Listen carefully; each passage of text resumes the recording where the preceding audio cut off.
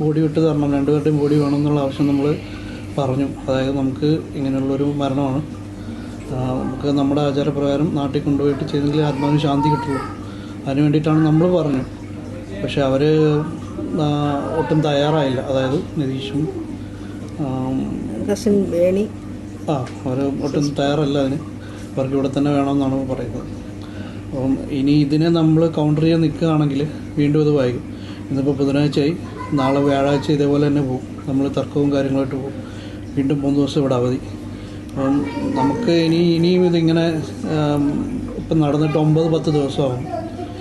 ഇനിയും ഇങ്ങനെ നമ്മൾ കുട്ടീനെ ഇങ്ങനെ വെച്ചുകൊണ്ടിരിക്കാൻ നമുക്ക് താല്പര്യമില്ല. അതുകൊണ്ട് അവർ പറയുന്ന പോലെ നടക്കട്ടെ കാര്യങ്ങളെന്നുള്ള രീതിയിൽ അവരുമായിട്ട് സമ്മതിച്ച്, അതായത് വിഭജിക്കയുടെ ശരീരം നമുക്ക് തരും, കുട്ടിയുടെ കാര്യങ്ങൾ ഇവിടെ അവർ ചെയ്യും, നമ്മളും കൂടെ നിൽക്കുമ്പോൾ, അതായത് നമ്മളെയും കൂടെ ഉൾപ്പെടുത്തിയിട്ട് അവർ കാര്യങ്ങൾ ചെയ്യും എന്നുള്ള രീതിയിൽ അങ്ങനെയാണ് പിരിഞ്ഞേക്കുന്നത്.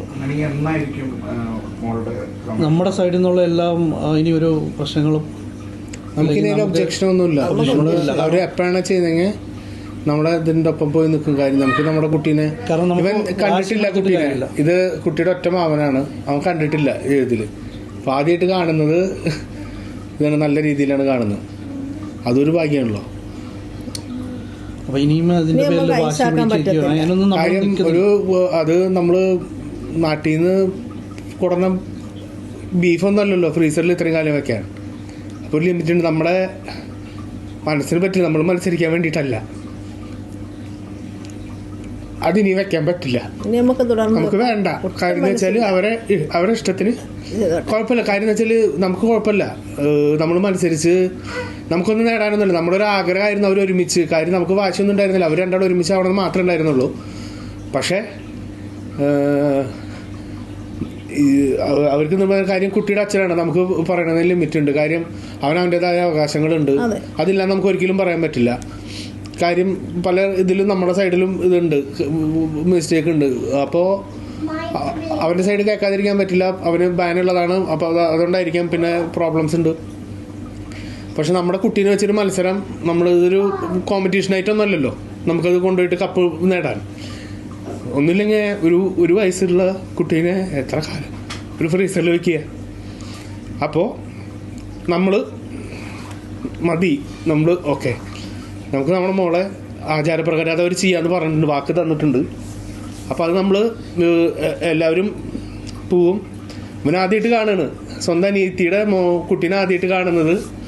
അതിൻ്റെ ശവസംസ്കാര ചടങ്ങിന് അതിനൊരു ഭാഗ്യം വേണമല്ലോ, അതൊക്കെ കിട്ടിയിട്ടുണ്ട്. പിന്നെ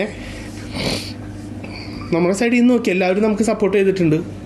ഇപ്പോൾ നാട്ടിൽ നിന്നായാലും MP മാരായാലും MP രാജായാലും പ്രമേന്ദ്ര സാറായാലും സുരേഷ് ഗോപി സാറായാലും മുരളീധരൻ സാറ് എല്ലാവരും അവരൊക്കെ മെയിൽ വന്നിട്ടുണ്ട്. കോൺസുലേറ്റിൽ നിന്നായാലും പരമാവധി സപ്പോർട്ട് വന്നിട്ടുണ്ട്. ഇവിടുന്ന് കമാൽ സാറ്, പിന്നെ വർഗീസ് സാറ്, പോലീസിലുള്ള വർഗീസ് സാറ്, പിന്നെ നമ്മുടെ ഹരി സാറ്, ഇതിലെ എല്ലാവരും, അതുപോലെ നിസാർ സാറ്, എല്ലാവരും അവരെ പരമാവധി ചെയ്തു. പക്ഷേ എൻഡ് ഓഫ് ദി ഡേ നമുക്ക് we have to follow the rules where we are staying. അതിന് നമുക്ക് വേറൊരു ഒബ്ജക്ഷൻ ഇല്ല. ആ റൂള് നമ്മൾ ബഹുമാനിക്കുന്നു. പിന്നെ നമ്മൾ അതിന് കൂടുതൽ കമന്റ്സ് ഒന്നും ഇല്ല. കാര്യം എന്ന് വെച്ചാൽ ആ റൂളിനും അതിൻ്റെതായ ഇതുണ്ട്. വേണമെങ്കിൽ നമുക്ക് ഇതിന് കൗണ്ടർ ചെയ്യാം. പക്ഷേ കൗണ്ടർ ചെയ്തിട്ട് മാസങ്ങളോളം നമ്മളൊരു കുട്ടീനെ ഫ്രീസ് ചെയ്ത് വെക്കാൻ നമുക്ക് താല്പര്യമില്ല.